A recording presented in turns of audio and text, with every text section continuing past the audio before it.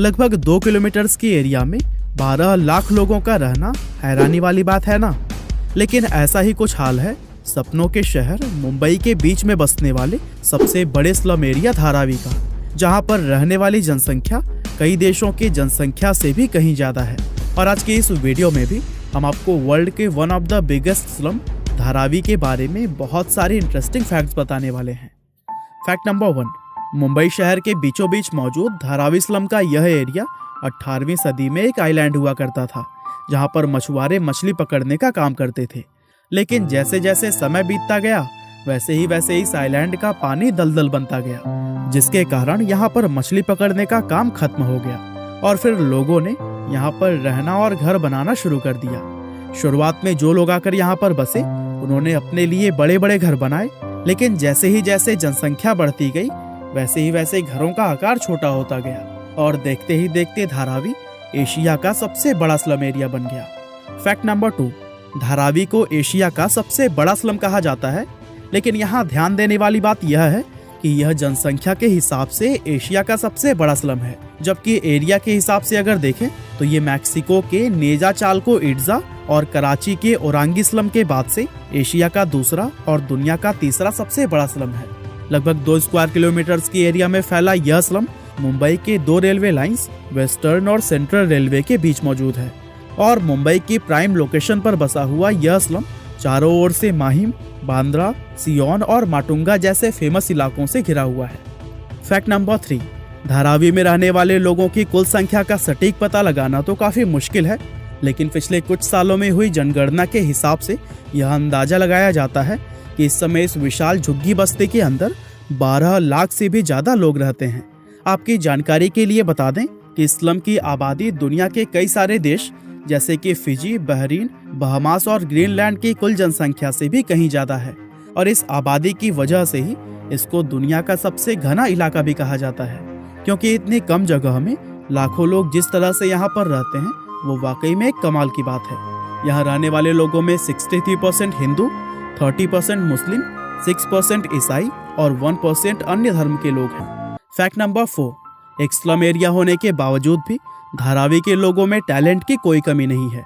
साल 2016 में यहाँ रहने वाली 12 से 14 साल की कुछ जीनियस लड़कियों ने 3 अलग अलग एंड्रॉयड एप्लीकेशंस बनाकर सबको हैरान कर दिया था। इनमें पहली एप्लीकेशन का नाम पढ़ाई है मेरा हक है, जो कि एक लर्निंग एप्लीकेशन है और इस एप्लीकेशन के जरिए लोग हिंदी, इंग्लिश और गणित की कुछ बेसिक पढ़ाई कर सकते हैं। इसके अलावा दूसरी एप्लीकेशन का नाम है विमेन फाइट बैक, जो कि महिलाओं की सुरक्षा के लिए बनाई गई है। और अंत में तीसरी एप्लीकेशन पानी है जीवन के नाम से बनाई गई है।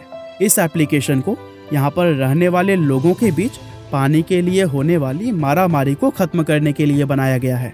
दरअसल यह एप्लीकेशन नल के अंदर पानी आते ही अपने रजिस्टर्ड यूजर्स को एक अलर्ट मैसेज भेज देती है और इस अलर्ट से लोगों को पता चल जाता है कि नल में पानी आ चुका है और इससे लोगों का काफी समय बच जाता है, क्योंकि इस एप्लीकेशन के आने से पहले लोग कई घंटे नल के पास खड़े होकर पानी के आने का इंतजार करते थे। इसके अलावा धारावी को भारत का सबसे ज्यादा पढ़ा लिखा स्लम एरिया माना जाता है, क्योंकि यहाँ के लोग पढ़ाई लिखाई को भी काफी महत्व देते हैं। और दोस्तों, आपको यह बात जानकर काफी हैरानी होगी कि इस इलाके का साक्षरता दर 69% से भी ज्यादा है और एक स्लम एरिया होते हुए भी इस तरह का साक्षरता दर होना वाकई में एक कमाल की बात है। फैक्ट नंबर 5, धारावी के अंदर कपड़ा, मिट्टी के बर्तन, चमड़ा और स्टील आदि का उत्पादन करने वाली लगभग 500 से भी ज्यादा मैन्युफैक्चरिंग यूनिट मौजूद है। आपको जानकर काफी हैरानी होगी कि झुग्गी बस्ती में लगभग 15,000 से भी ज्यादा सिंगल रूम वाले कारखाने चलाए जाते हैं और इन कारखानों में बने हुए प्रोडक्ट्स कई अलग अलग ई-कॉमर्स वेबसाइट्स के जरिए सिर्फ भारत ही नहीं बल्कि पूरी दुनिया भर में ही बेचे जाते हैं। और यही वजह है कि अकेले ही धारावी की एनुअल इनकम 650 मिलियन अमेरिकी डॉलर्स से 1 बिलियन अमेरिकी डॉलर्स तक पहुंच जाती है, जो कि किरीबाती, टोंगा और तुवालू जैसे कई सारे देशों की इकोनॉमी से भी कहीं जाता है। और इसी से यह अंदाजा लगाया जा सकता है कि धारावी में चलने वाले ये बिजनेस भारत की इकोनॉमी में भी अपना कितना योगदान देते होंगे। फैक्ट नंबर 6, धारावी में रिसाइकलिंग का काम भी काफी बड़े पैमाने पर होता है और इसी को यहाँ की प्रमुख इंडस्ट्री भी कहा जाता है। इस स्लम के अंदर सिर्फ मुंबई या महाराष्ट्र ही नहीं बल्कि पूरे भारत से आने वाले प्लास्टिक वेस्ट को रिसाइकल किया जाता है। और रिसाइकलिंग का यह काम धारावी के 2.5 लाख से भी ज्यादा लोगों को रोजगार देता है। और इस एरिया में प्लास्टिक के अलावा भी ग्लास और मेटल जैसे वेस्टेज को भी रिसाइकल करने का काम किया जाता है।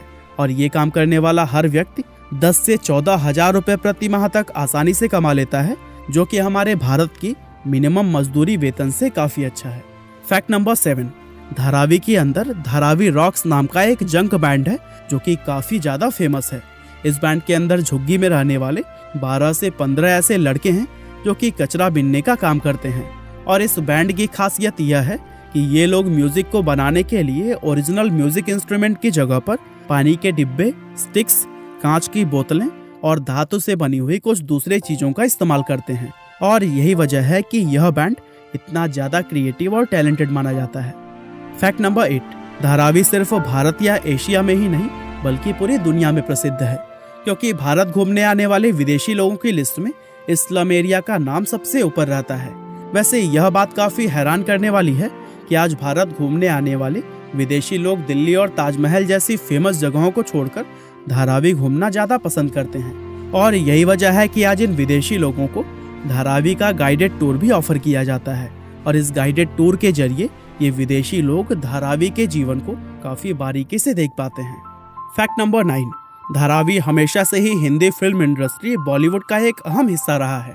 मशहूर फिल्म डायरेक्टर और राइटर सुधीर मिश्रा ने 1992 में आई धारावी नाम की अपनी फिल्म के अंदर स्लम के लोगों की लाइफ को काफी अच्छे से दिखाया था, जिसके लिए इस फिल्म ने नेशनल अवार्ड भी जीता था। इसके अलावा ऑस्कर विजेता फिल्म स्लम डॉग मिलेनियर भी धारावी के स्लम में ही शूट की गई थी।